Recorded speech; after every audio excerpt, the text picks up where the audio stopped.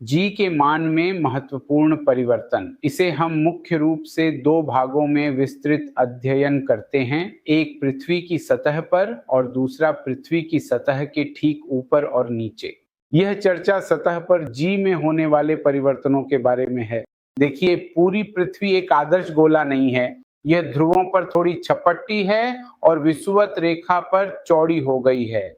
यह ध्रुवों पर उभरी हुई है और इसका त्रिज्या विषुवतीय त्रिज्या से लगभग 21 किलोमीटर कम है। लेकिन सतह पर जी दो कारणों से बदलता है। देखिए, यह हमारी पृथ्वी है, यह उसका केंद्र है, यह उसकी अक्ष है और यह मान लीजिए एक काल्पनिक विषुवतीय तल है। अब आप इस विशाल पृथ्वी पर किसी भी एक विशिष्ट बिंदु P को मान लीजिए। यह बिंदु P केंद्र से त्रिज्या, यह कोण जिसे हम अक्षांश के रूप में जानते हैं, अक्षांश का कोण कहलाएगा। यह एक महत्वपूर्ण भौगोलिक निर्देशांक है। स्पष्ट रूप से विषुवत रेखा पर यह शून्य होता है, ध्रुव पर यह 90 डिग्री होता है। ये कोण 90 डिग्री होगा और जब आप इस विषुवत रेखा को चुनते हैं तो यह शून्य हो जाता है।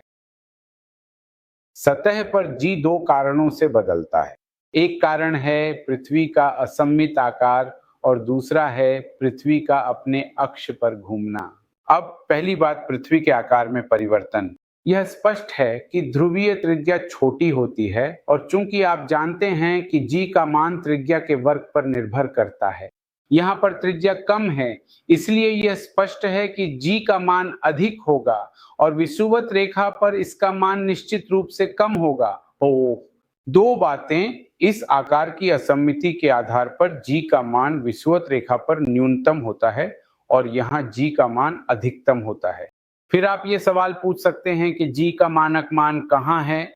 वास्तव में जी का जो मान मानक माना जाता है 9.8, यह तब लिया जाता है जब अक्षांश का कोण 45 डिग्री होता है, तभी हम जी का मानक मान मानते हैं।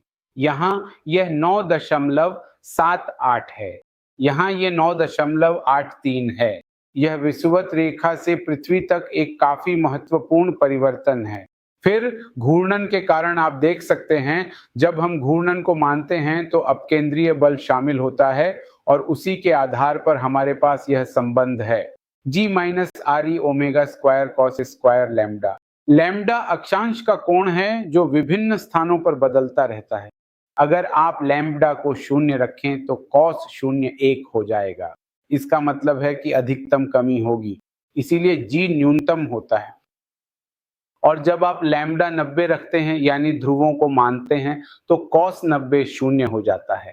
यह पद गायब हो जाता है और यह स्वयं जी के बराबर होता है और यह 9.83 पाया गया है। तो दोनों प्रकार के परिवर्तन, एक आकार के कारण और दूसरा घूर्णन के कारण हमने देखे। आपको यह नोट कर लेना चाहिए कि दोनों कारणों से होने वाले परिवर्तन 1:2 के अनुपात में होते हैं।